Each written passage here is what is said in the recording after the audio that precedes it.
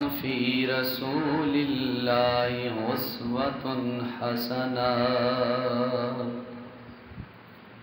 وقال في مقام آخر قال النبي صلى الله تعالى عليه وآله وسلم: أنا خاتم النبيين لا نبي بعدي.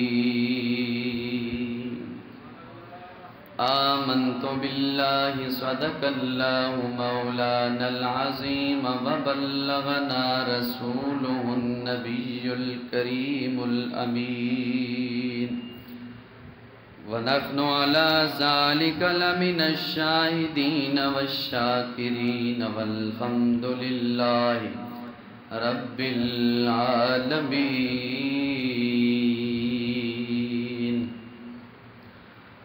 إن الله وملائكته يصلون على النبي يا أيها الذين آمنوا صلوا عليه وسلموا تسليما.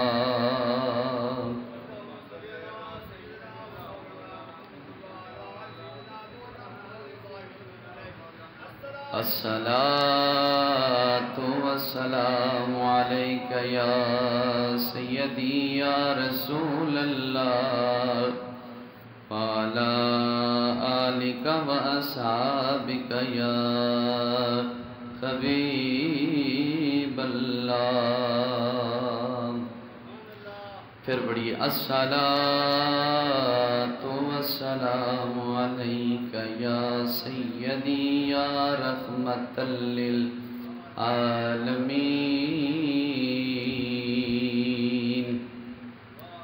وعلى آلك وأصحابك يا سيدي يا جد الحسن والحسين. آستہ کر چھوڑو.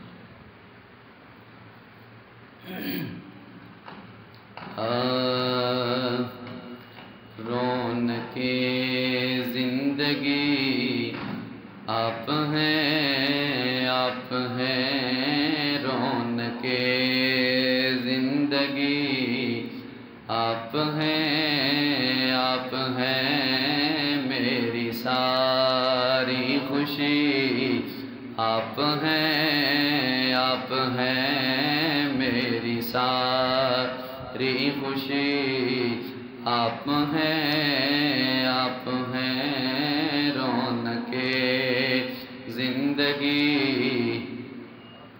آپ ہیں، آپ ہیں میری ساری خوشی، آپ ہیں، آپ ہیں میرے دامن میں زہرا کی خیرات ہیں، میرے دامن میں زہرا کی خیرات ہیں، کیوں مجھے کو کمی آپ ہیں، آپ ہیں، کیوں مجھے کو کمی آپ ہیں، آپ ہیں رونق زندگی، آپ ہیں، آپ ہیں میری ساری خوشی، آپ ہیں، آپ ہیں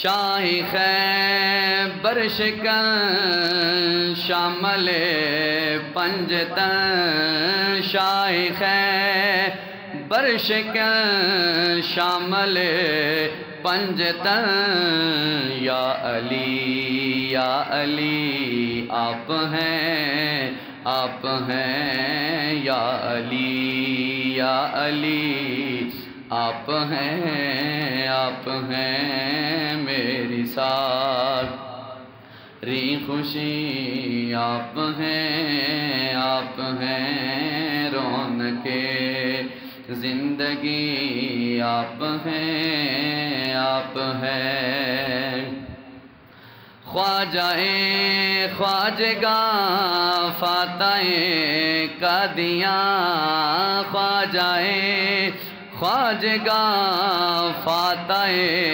कादियां, ख्वाजाए ख्वाजगा फातह कादियां, पीर मेहर अली आप हैं पीर मेहर अली आप हैं मेरी सारी खुशी, आप हैं मेरी सारी खुशी, आप हैं रौनके जिंदगी, आप हैं मेरी सारी खुशी, आप हैं।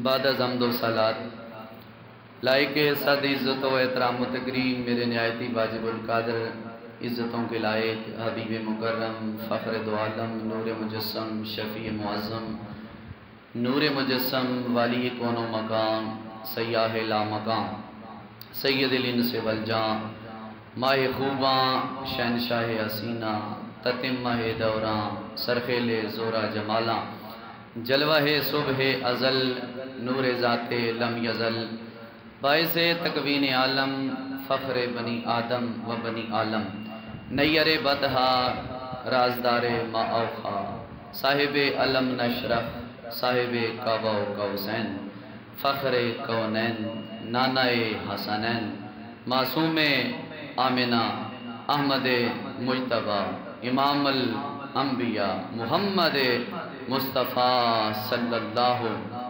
अलैहि व आलिहि वसल्लम के ग़ुलामों दीवानों शम्अ रिसालत के परवानों हाज़रीन व नाज़रीन अस्सलामु अलैकुम व रहमतुल्लाहि व बरकातुहू।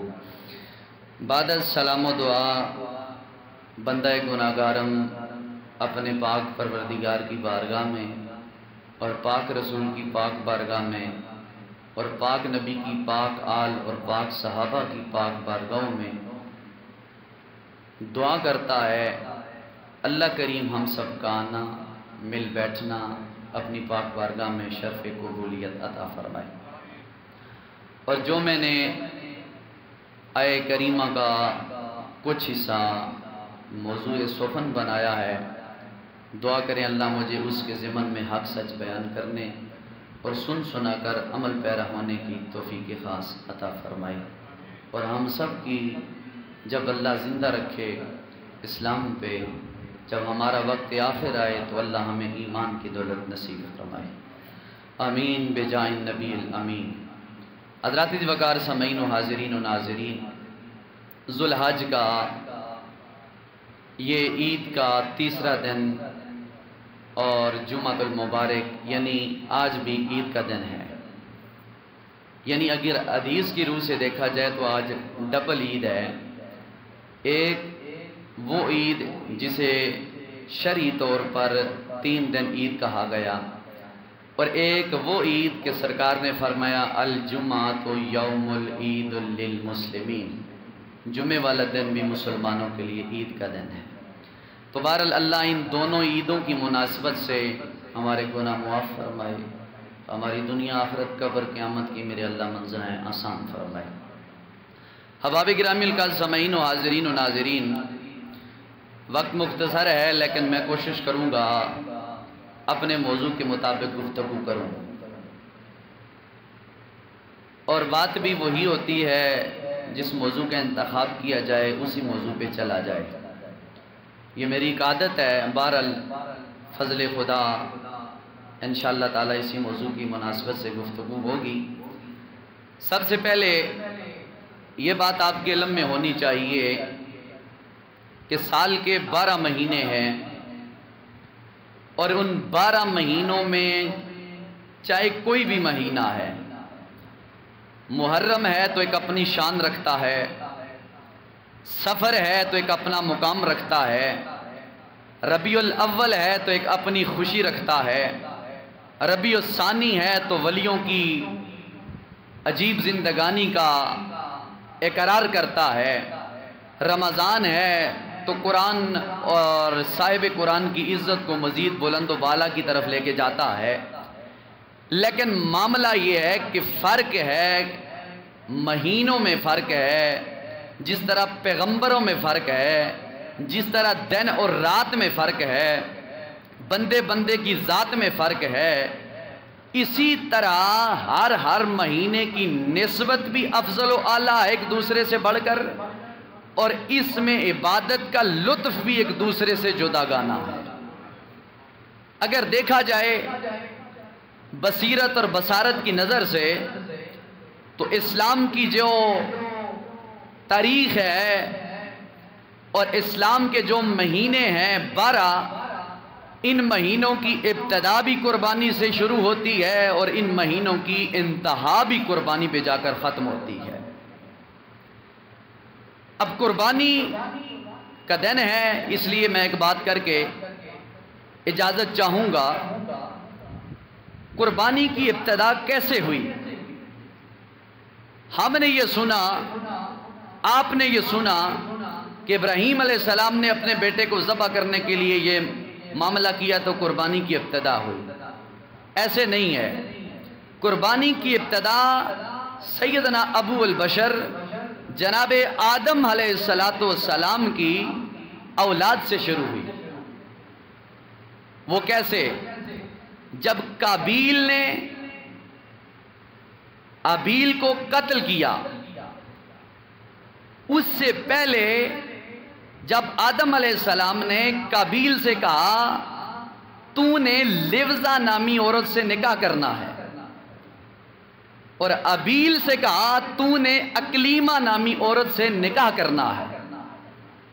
دونوں بیٹے تھے آدم علیہ السلام کے، اور دونوں کے نکاح میں یہ عورتیں آنی تھیں۔ قابیل کے حصے میں لیوزا آئی، ابیل کے حصے میں اکلیمہ آئی، لیکن قابیل نے انکار کیا کہ میں شادی کروں گا اکلیمہ سے۔ آدم علیہ السلام نے فرمایا نہیں، جو میرا فیصلہ ہے وہی فیصلہ ہوگا۔ اب بیٹا تھا، مانا نہیں۔ آدم علیہ السلام نے ایسا کیا، اپنی اپنی قربانی پیش کرو، اللہ کی بارگاہ میں اپنی اپنی قربانی پیش کرو، جس کی قربانی قبول ہو جائے گی اکلیمہ جو ہے اس کے نکاح میں میں دے دوں گا۔ اب باپ نے دونوں بیٹوں کو کہا اپنی اپنی قربانی پیش کرو۔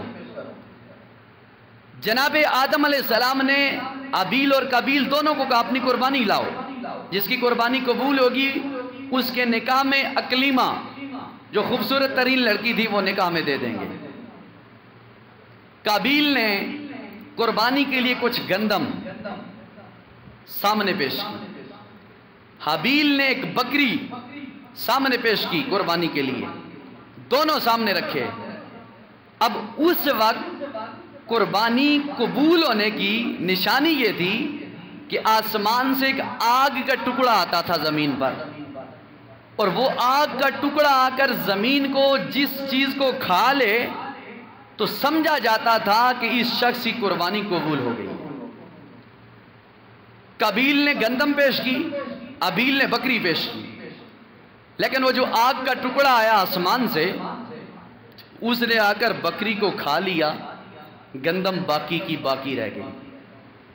تو پھر ہوا کیا؟ اکلیمہ جو حابیل کے نکاح میں پہلے باپ نے دی تھی، مقرر کی تھی، وہی اس کے حق میں آئی، تو پھر قابیل نے حابیل کو قتل کر دیا۔ بہرحال یہاں سے قربانی کا سلسلہ سٹارٹ ہوا، اور پھر حضرت ابراہیم علیہ السلام پہ جا کر اس طریقے کار سے چلتا ہوا یہاں تک آ کے پہنچا ہے۔ تو بہرحال میں بات کر رہا تھا کہ اسلام کی ابتدا قربانی سے، انتہا بھی قربانی سے ہوگی جب تک اسلام زندہ و جاوید ہے۔ اسی طرح جو پہلا مہینہ ہے 12ویں مہینے میں پہلا مہینہ محرم ہے، اس کی ابتدا بھی قربانی سے ہوئی ہے، دو طرح سے۔ یکم محرم الحرام کو لو کان بعدی نبی لکان عمر بن الخطاب، سرکار نے فرمایا اگر میرے بعد کوئی نبی ہوتا تو وہ عمر ہوتا۔ آپ کی شہادت ہے 1 محرم الحرام کو، اور 10 محرم الحرام کو شہداء کربلا کی عظیم شان اور بلند و بالا مقام والی شخصیات ہیں۔ یہ سال کا پہلا مہینہ اور آخری مہینہ یہ ذوالحج ہے جو قربانی کے دن ابھی جا رہے ہیں۔ تو مطلب یہ ہوا کہ جس شان کو اللہ نے، جس چیز کو اللہ نے مقام دیا ہے، اس کا ایک بڑا بلند و بالا مقام اللہ نے قرار دیا ہے اور ہمیں ماننا پڑے گا۔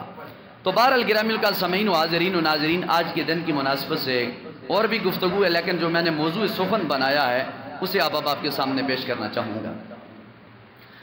پاک نبی کے غلاموں توجہ چاہوں گا، میرا رب قدیر اپنے قرآن کریم کے اندر اعلان فرماتا ہے وَإِنَّكَ لَعَلَىٰ خُلُقٍ عَظِيمٍ۔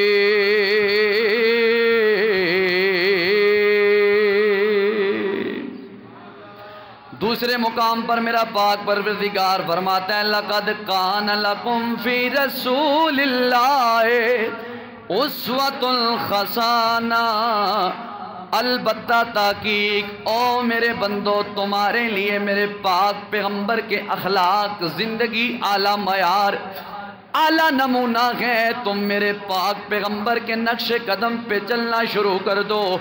اب اس کے نقش قدم پہ چلنا تمہارا کام ہے، درجات بلند کرنا رب مصطفیٰ کا کام ہے۔ جو بندے پیچھے بیٹھے ہیں آگے آگے بیٹھیں، صفیں درست فرمائیں تاکہ آنے والے بندوں کو جگہ مل سکے، اور بلند آواز سے جب سوال سمجھ آئے تو بولی جا ذرا سبحان اللہ۔ پاک پیغمبر رحمت کونین صلی اللہ تعالیٰ علیہ وآلہ وسلم کے غلاموں توجہ چاہوں گا، میرے رب قدیر نے اپنے مقدس کتاب نے جو کتاب نبی مکرم کی ذات پہ نازل ہوئی اس میں فرمایا او لوگو ایمان والو، میرا وہ پیغمبر ہے جو بڑی شان والا ہے، بڑی شوکت والا ہے، بڑی عظمت والا ہے، بڑی رفعت والا ہے، بڑی نگاہت والا ہے، بڑے ناز والا ہے، بڑے کمال والا ہے، جس کی ذات بھی افضل ہے، جس کی صفات بھی افضل ہے، جس کی آل بھی افضل ہے، جس کے صحابہ بھی افضل ہیں، جس کا ہر صاحب ایمان افضل و اعلیٰ ہے۔ میرے رب قدیر نے اعلان فرما دیا او لوگو، نبی دیا تو بے مثل بے مثال، نبی کی آل تمہیں عطا کی تو بے مثل و بے مثال، نبی کے صحابہ دیے تو بے مثل و بے مثال، نبی کی امت کے اولیاء دیے تو بے مثل و بے مثال، اور امت تمہیں میں نے اپنے پیغمبر کی بنا کر ساری امتوں پہ اعلان کر دیا، نبی بھی تمہیں افضل و اعلیٰ عطا کیا اور امتوں پہ بھی سب سے اعلیٰ افضل امت تمہیں بنا کر دنیا والوں کو بتا دیا یہ نبی بھی بڑی شان والا ہے اور اس نبی کی امت بھی بڑی شان والی ہے۔ اسی لیے ہم جناب والا صبح بھی شام بھی کہتے ہیں، ہمارا ایمان کل بھی تھا، ہمارا وجدان آج بھی کہہ رہا ہے، ہمیں ناز اپنے نبی کی ذات پہ کیوں نہ ہونا چاہیے جب ہمارا سب کچھ ہمارا نبی ہے، جب ہمارے نبی مکرم کی ذات بلند و بالا ہے۔ ہم صبح بھی کہیں گے، ہم شام بھی کہیں گے، جب تک جسم میں جاہیں یہ کہتے رہیں گے کہ لگاتے ہیں نعرہ یہ ایمان والے محمد ہمارے بڑی شان والے۔ بلند آواز سے بولو ذرا سبحان اللہ۔ لگاتے ہیں نعرہ یہ ایمان والے آقا ہمارے بڑی شان والے۔ اس لیے میرے کریم آقا مدنی کے غلاموں توجہ چاہوں گا، ہمیں نبی ملا تو بے مثلوں میں مثال، نبی کی امت بنے تو بے مثلوں بے مثال، نبی کے صحابہ ملے تو بے مثلوں بے مثال، نبی مکرم تاجدار مدینہ صلی اللہ علیہ وآلہ وسلم کی امت کے اولیاء ملے تو بے مثلوں میں مثال۔ لیکن توجہ چاہوں گا، ہمیں ناز کیوں نہ ہو؟ ہمیں ناز اس لیے کہ ہمارے سینے کے اندر نبی کا پیار موجود ہے، ہمیں ناز ہونا چاہیے کہ ہمارے سینے کے اندر نبی کی آل بیت اطہار کا پیار موجود ہے، ہمیں ناز اس لیے کہ ہمارے سینوں کے اندر صحابہ پیغمبر کا ادب اور حیا ہے، ہمیں ناز اس لیے کہ ہمارے سینوں کے اندر بڑے لوگوں کا حیا موجود ہے، بزرگوں کا ادب موجود ہے۔ اللہ اگر پیدا کرنے والا ہے، بندوں کو تخلیق کرنے والا ہے، اس کی ذات پہ بھروسہ ہی ہمارا ایمان کل بھی تھا اور آج بھی ہے، اور اسی ایمان کو لے کر ہم چلتے ہیں۔ اور رب العالمین کا قرآن ہماری رہنمائی فرماتے ہوئے فرماتا ہے وَمَا أَرْسَلْنَاكَ إِلَّا رَحْمَةً لِّلْعَالَمِينَ۔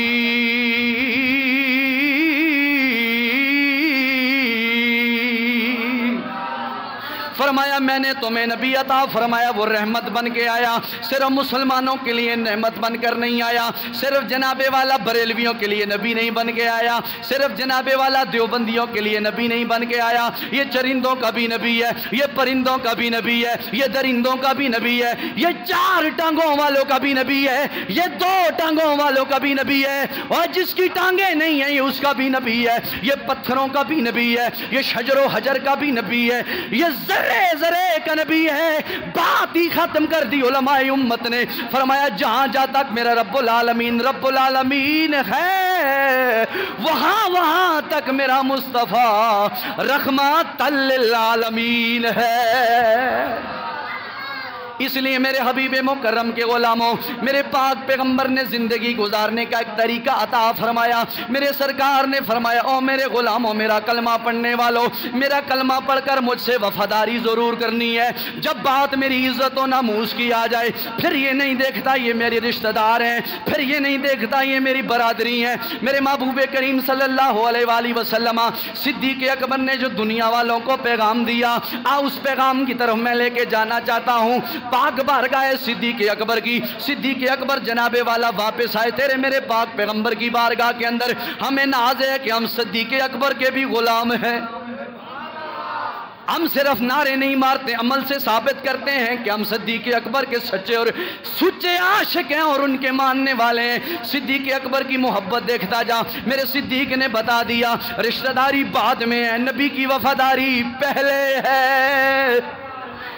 صدیق اکبر ایک دن سرکار کی بارگاہ میں حاضر ہو گئے۔ میرے مصطفیٰ نے صدیق اکبر کے جناب والا چہرے کا معائنہ فرمایا۔ میرے مصطفیٰ نے پہچان لیا، نبی وہ ہو جو دل کی بات بھی جانتا ہے، نبی وہ ہوتا ہے جو ظاہر دیکھ کر بھی پہچان لیتا ہے اور باطن کے باطن کی دنیا کا بھی واقف ہوتا ہے۔ میرے مصطفیٰ نے اپنے صدیق اکبر کو غمزدہ پایا، پریشان پایا۔ میرے مصطفیٰ نے فرمایا صدیق جیا کا، فرمایا پریشان کیوں ہو؟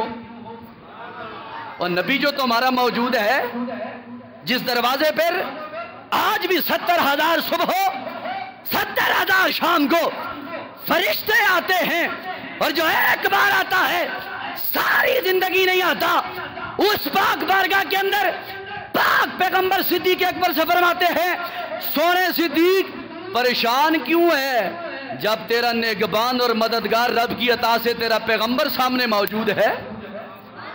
بولے ذرا اونچی بولے سبحان اللہ۔ پریشان کیوں ہے؟ عرض کی آقا بس ایک بات نے پریشان کر دیا ہے۔ حضور نے پوچھا کیا؟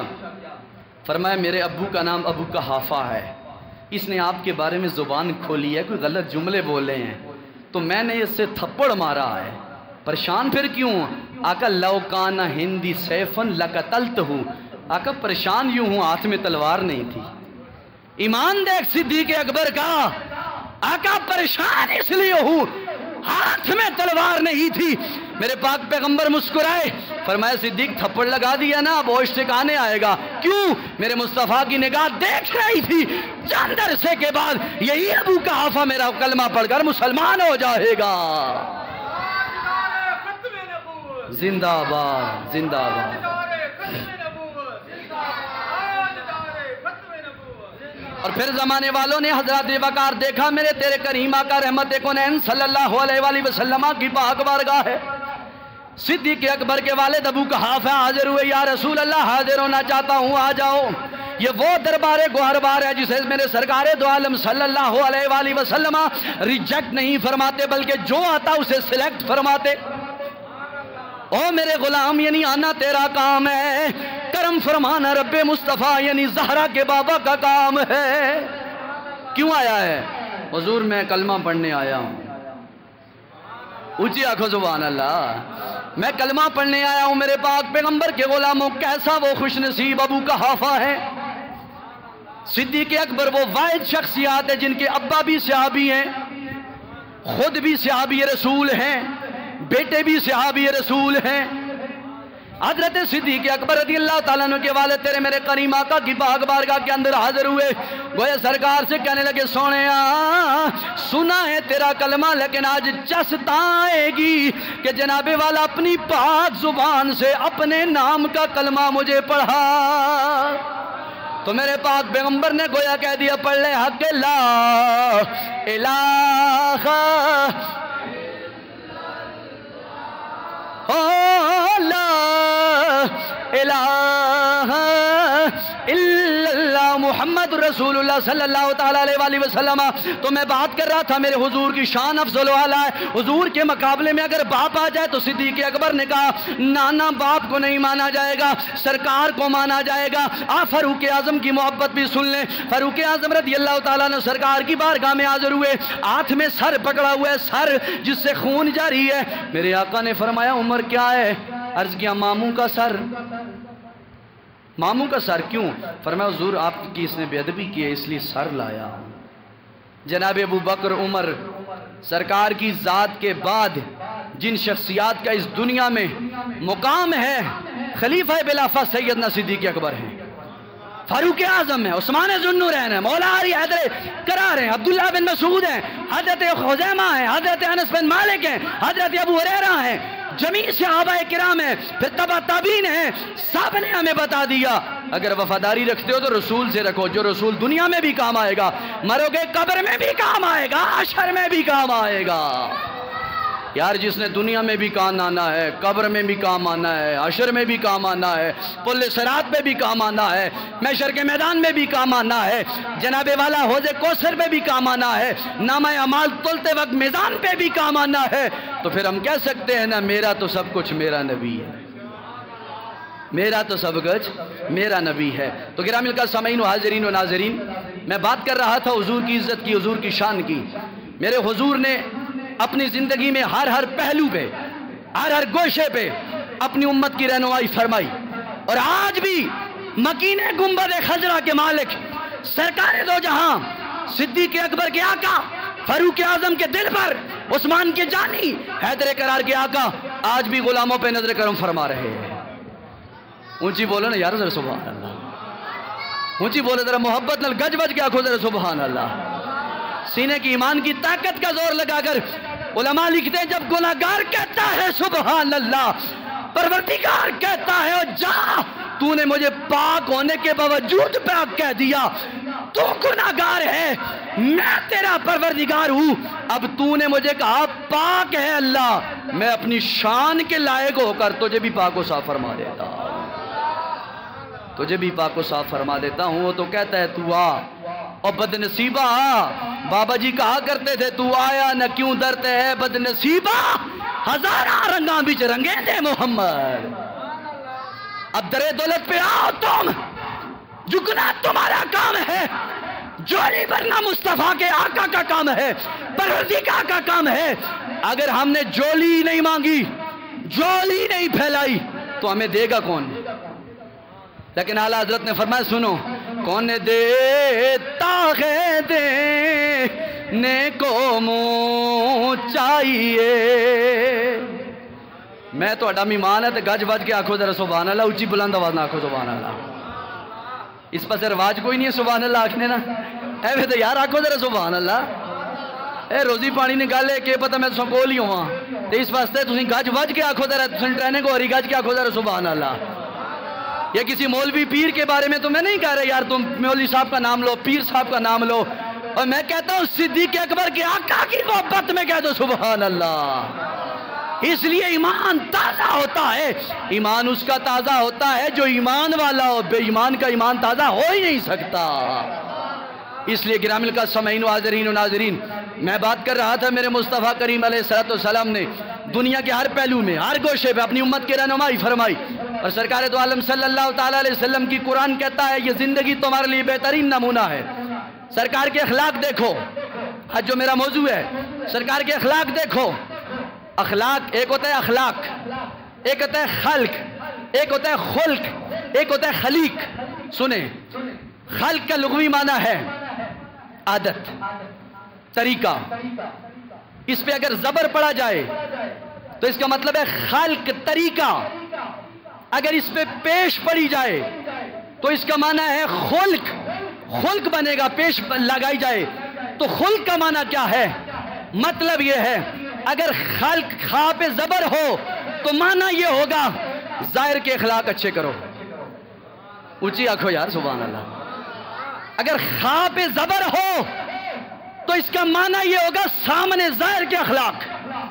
اگر خا پہ پیش ہو تو اس کا معنی ہوگا باطن کے اخلاق. خلق ظاہر کے اخلاق، خلق چھپے ہوئے اندر کے اخلاق، اور خلیق ظاہر کے بھی صاف ہو جاؤ باطن کے بھی صاف ہو جاؤ، اسے کہتے ہیں خلیق. جو بندہ ظاہر کا صاف ہو اسے خلق کہتے ہیں، جو باطن کا صاف ہو اسے خلق کہتے ہیں، جو اندر باہر دونوں کا صاف ہو اسے خلیق کہا جاتا. اور یہی اللہ کے محبوب نے ہمیں زندگی گزارنے کا طریقہ عطا فرمایا ہے.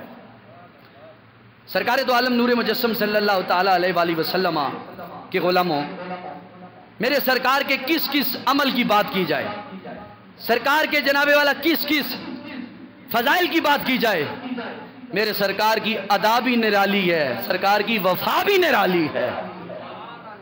مجھے ٹینشن ہوتی ہے جب آپ سبحان اللہ نہیں کہتے. کیوں؟ میں ایسے مجمع میں بولنے والا آدمی ہوں جہاں پہ سبحان اللہ کی صدا آتی ہے. اس کا یہ مطلب نہیں میں بہت بڑا آدمی ہوں، میری کوئی اوقات نہیں ہے. یہ جو عزت ملی ہے سرکار کے نالان طیبین کا صدقہ ہے. حضرت جناب والا بہاؤالدین نقشبند زکریا ملتانی سے کسی نے پوچھا آپ کی کوئی کرامت ہے؟ بڑی کرامت؟ آپ کی کرامات تو بہت ہیں، لیکن آپ نے فرمایا ہاں ایک بہت بڑی میری کرامت ہے. پوچھا کیا؟ فرمایا اتنا گناہگار ہونے کے باوجود زمین پر چل رہا ہوں، زمین نے اندر نہیں لیا. میں اور آپ کتنے گناہگار ہیں یہ میرے مالک کو پتہ ہے اور آپ ہم کو پتہ ہے، لیکن اللہ نے پھر بھی عزتیں عطا فرمائی ہیں. پھر بھی ہم باز آئیں نہ آئیں یہ ہمارا اپنا جرم ہے. وہ تو عطا کرنے والی ذات ہے، جسے چاہے جب چاہے جہاں چاہے جیسے چاہے. وہ کہتے ہیں آنا تیرا کام ہے، جھکنا تیرا کام ہے، مانگنا تیرا کام ہے، جھولی پھیلانا تیرا کام ہے، عطا کرنا مجھ خدا مصطفیٰ کا کام ہے.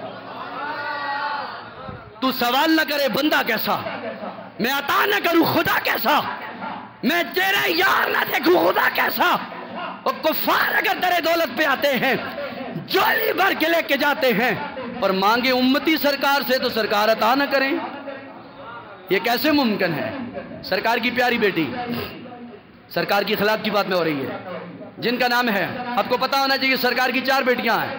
عقیدہ اہل سنت کے نزدیک سرکار کی 4 بیٹیاں ہیں. نمبر 1 سیدہ زینب، نمبر 1 2 سیدہ ام کلثوم، نمبر 3 سیدہ رقیہ، نمبر 4 سیدہ فاطمہ الزہرا. 4 بیٹیاں ہیں، لیکن جو پہلا نام ہے سیدہ زینب، یہ میں آپ کو دہراتا ہوں، زینب مختلف نام ہے. اگر زینب نام لیا جائے تو آپ کے ذہن میں مختلف کھٹکے پیدا ہو سکتے ہیں. کیوں؟ میرے نبی کی ایک بیوی کا نام ہے سیدہ زینب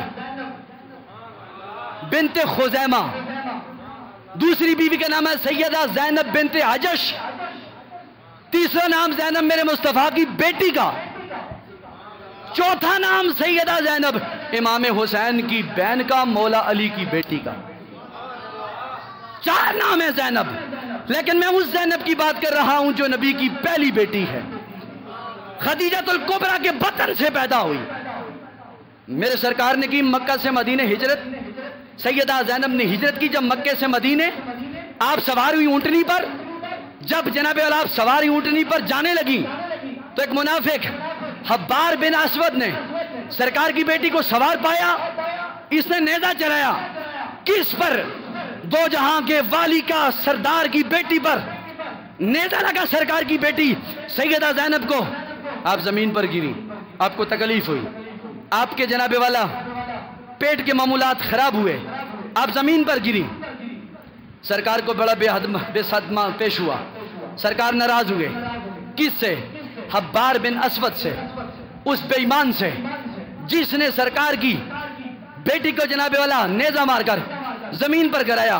اور بالآخر سرکار کی بیٹی اسی جناب والا زخموں کی تاب نہ لاتی ہوئی داغ مفارقت دے کر اپنے بابا کونین رحمت عالم صلی اللہ علیہ وسلم کی ذات پاک اور دنیا سے چلی گئی. میرے سرکار نے پھر وقت گزارا. سرکار نے دل میں بات تو رکھی تھی، جو آنکھوں کے سامنے بات ہو وہ بھولتی کبھی نہیں ہے، لیکن سرکار کی پاک بارگاہ ہے. میرے مصطفیٰ آرام فرما رہے ہیں. دروازے پہ دستک ہوئی. کون ہے؟ صحابہ نے عرض کیا حبار بن اسود آیا ہے. کون؟ جو تمہاری شہنشاہ پیاری بیٹی کا قاتل ہے. میرے سرکار نے فرمایا آنے دو. سرکار نے فرمایا آنے دو. سرکار کی بارگاہ میں آیا. سرکار نے یہ منظر دیکھا. کیوں آئے ہو؟ شرمندہ ہو گیا. نظریں جھکائیں، سر نیچے کیا. عرض کیا حضور معافی مانگنے آیا. تو اس نے کہا میں ہاتھ بننا آنکھوں سبحان اللہ. اور کیوں آئے ہو؟ معافی مانگنے. پھر ساتھ کلمہ بھی پڑھنے آیا. سرکار مدینہ تاجدار دو عالم صلی اللہ علیہ وآلہ وسلم کے غلاموں، کریم نبی وہ کریم نبی ہے جو اپنی بیٹی کے قاتل آئے در دولت پر اسے بھی معاف کر دیں اور اپنا کلمہ پڑھا کر واپس کر دیں. اور گویا جناب والا حبار بن اسود جو پہلے بے ایمان تھا سرکار کی پاک بارگاہ کے اندر آیا، کلمہ پڑھا. کلمہ پڑھ کے بعد جانے لگا. گویا اپنی زبان حال سے کہہ رہا ہے کہ یا مصطفیٰ خیر الورا، اور تیرے جیا کوئی نہیں یا مصطفیٰ خیر آواز آنی چاہیے تیرے جیا کنوں کواں تیرے جیا ہویا کا تیرے کوئی نہیں کنوں کواں.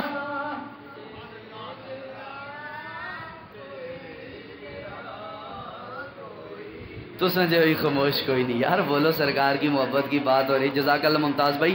اس لیے محبت سے بولو. سارے سرکار کے غلام ہیں، سارے میرے بزرگ دوست ہیں، پیارے محبت والے ہیں، اس لیے محبت سے یا مصطفیٰ خیر الورا اور تیرے جیا کوئی نہیں کنوں کواں تیرے جیا کا تیرے.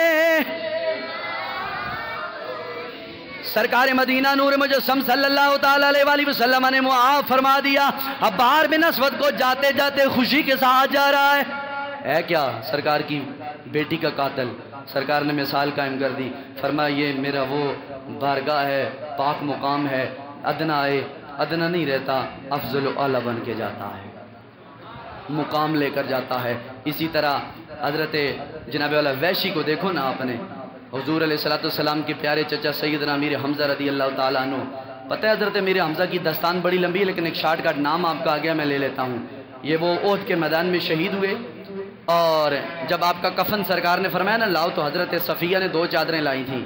ایک چادر چھوٹی تھی، ایک بڑی تھی. حضرت امیر حمزہ کے پاس ایک دوسرے صحابی شہید ہوئے تھے جن کا نام تھا حضرت سہیل رضی اللہ تعالیٰ عنہ. دونوں چادریں لائی گئی، ایک بڑی ایک چھوٹی. صحابہ کرام نے فرمایا چھوٹی چھوٹے کے دو، سہیل کو، بڑی امیر حمزہ کو دے دو. سرکار نے فرمایا نہیں، میں قرآن اندازی کروں گا. قرآن اندازی کی. چھوٹے کے حق میں بڑی چادر آئی، بڑے کے حق میں چھوٹی چادر آئی. سرکار نے فرمایا کفن لاؤ. چادر لائی گئی. حضرت امیر حمزہ رضی اللہ تعالیٰ عنہ حضور کے پیارے چچا، آپ کے جب کے جسم پر چادر رکھی گئی نا کفن کی، اللہ اکبر، کفن پہ کی چادر رکھی گئی، سر پہ رکھی جاتی تو پیر ننگے ہو جاتے، پاؤں پہ رکھی جاتی تو سر ننگے ہو جاتے. ہے کون؟ 2 جہاں کے والی کا چچا حضرت امیر حمزہ، جن کے جسم کا مسئلہ کر دیا گیا. مسئلہ کہتے ہیں ایک ہوتا ہے مسئلہ یعنی سوال، کوئی ٹینشن. ایک ہے مسئلہ جس پہ پیش ہو، اس کا مطلب ہے جسم کا بگاڑ دینا. ناک کاٹ دیے، کان کاٹ دیے، جسم کے حصے ٹوٹے ٹوٹے کر دیے. مسئلہ کیا ہوا تھا جسم کا. میرے سرکار کی آنکھوں میں آنسو رواں دواں تھے، اور سرکار نے جب کہا نا کفن لاؤ ہمارے حمزہ پر رکھو، سر پہ رکھتے تو پاؤں ننگے، پاؤں پہ رکھتے تو سر ننگا ہو جاتا. سرکار کونین نے فرمایا، صحابہ نے عرض کی یا رسول اللہ سونیا کیا جائے؟ میرے سرکار نے فرمایا ازخر لاؤ. یہ ازخر ایک گھاس کا نام ہے. فرمایا وہ لاؤ. لائی گئی. سرکار نے فرمایا سر پہ چادر دے دو، پاؤں پہ گھاس رکھ دو. کیا عجزی ہے میرے مصطفیٰ کریم کی، کیا مقام ہے. چچا سید الشہداء جنہیں شہیدوں کا سردار کا لقب عطا کیا گیا، امیر حمزہ رضی اللہ تعالیٰ عنہ کا، تو وہ کفن آپ پہ رکھا گیا. تو میں بات کیا کر رہا تھا؟ حضرت امیر حمزہ کا قاتل وحشی اتنا بڑا جرم کیا تو سرکار کی بارگاہ کے اندر آ کر پہنچا، عرض کیا حضور میں معافی مانگنے آیا ہوں،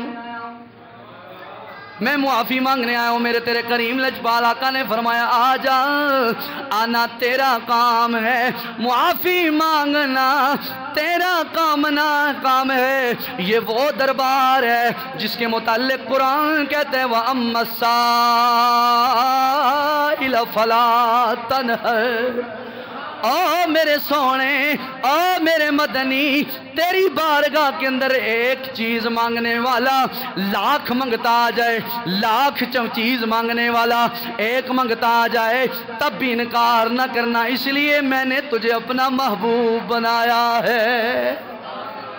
وحشی آیا تو سرکار نے فرمایا ٹھیک ہے میں تجھے معاف کرتا ہوں، کلمہ بھی پڑھایا، غلام بھی بنایا، اور کیا بتا دیا سامنے جاگ جاتے ہوئے، گویا وحشی کہتے ہوئے جناب والا یہ محبت کے ساتھ یہ بولی بولتے ہوئے جا رہا ہے کہ نبی ملا تو زمانے ملا، جواب ملا،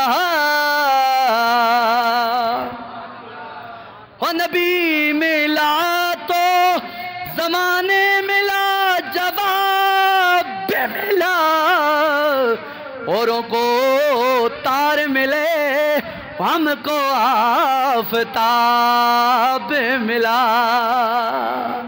اوروں کو تار ملے ہم کو آفتاب ملا۔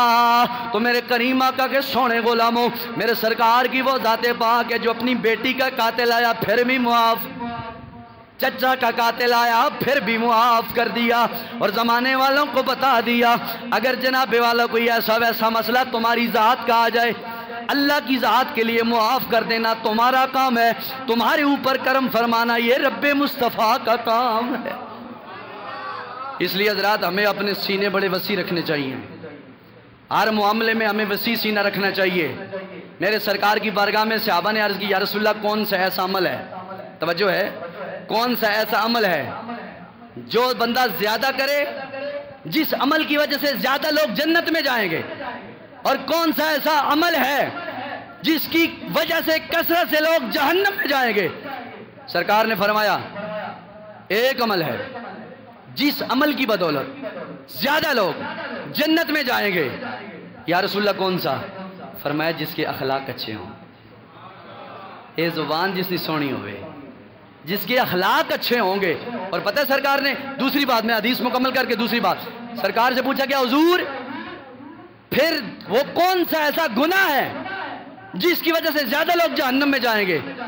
سرکار نے پتہ کیا فرمایا؟ تنگ دلی، اور دوسرا شرمگاہ کے گناہ، ایک اندر کا من کا صاف نہ ہونا، دوسرا غلط کام کرنے کی بدولت لوگ جہنم میں زیادہ جائیں گے۔